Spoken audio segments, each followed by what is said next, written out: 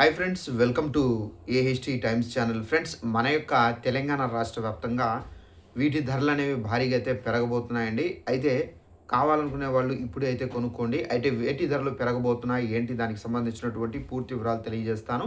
ఈ వీడియో మీకు నచ్చినట్టయితే లైక్ చేసుకొని ఛానల్ను ఫాలో అవుతానండి. అయితే దీనికి సంబంధించి మనకు నోటిఫికేషన్ కూడా అయితే వచ్చింది. ఈ నోటిఫికేషన్లో మనకి ఏమేమి డీటెయిల్స్ ఇచ్చారేంటనేది మీకు క్లారిటీగా ఎక్స్ప్లెయిన్ అయితే చేస్తానండి. ఇక ఇక్కడ మనం చూసుకున్నట్లయితే ఇక్కడ ఈ నోటిఫికేషన్లో చూసుకున్నట్లయితే దేశంలో రోజువారీ ఉపయోగించే నిత్యావసర వస్తువులు ఎఫ్ఎంసీజీ ధరలపై మళ్ళీ ఒత్తిడి పెంచుతుంది. సో ప్రముఖ ఎఫ్ఎంసీజీ కంపెనీలు ఇక్కడ త్రైమాసికం జూలై సెప్టెంబర్ 2026 సమయంలో తమ ఉత్పత్తుల యొక్క ధరలు అనేవి మరోసారి పెంచేందుకు అయితే సంయుక్తమైతే అయ్యాయి.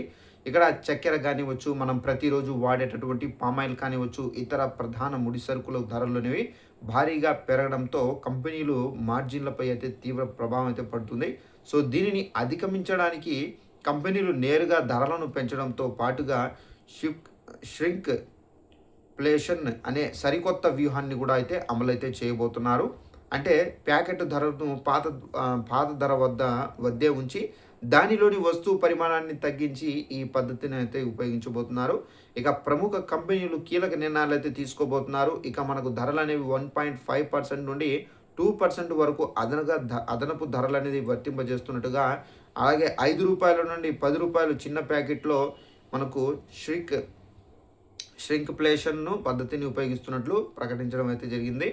అలాగే మనకు అంతర్జాతీయ పరిస్థితులు, ముడిసరుకుల వంట, అలాగే చమురు ధరల్లో కూడా అయితే వచ్చే వ్యత్యాసాలు, సో దీని ప్రకారం ఏంటంటే వినియోగదారులపై ప్రభావం అయితే పడే అవకాశం అయితే ఉంది. రాబోయే రోజుల్లో కానివచ్చు, మనం బిస్కెట్స్ కానివచ్చు, సోపులు కానివచ్చు, పర్సనల్ కేర్ ఉత్పత్తులు కానివచ్చు, వంట నూనెలు కానివచ్చు, టీ కాఫీ, అలాగే మనకు ప్యాకేజ్డ్ ఫుడ్స్ ధరలు పెరిగే అవకాశం అయితే ఉంది.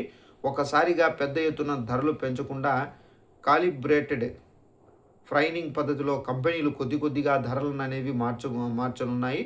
రాబోయే రోజుల్లో క్రూడ్ ఆయిల్ ధరలు కూడా అయితే గ్లోబల్ పరిస్థితులు, ఋతుపవనాల ఆధారంగా వినియోగదారుల రోజువారీ బడ్జెట్ ఎంత మేరకు పెరుగుతుందని చెప్పేసి ఆధారపడాల్సి అయితే ఉంటుంది.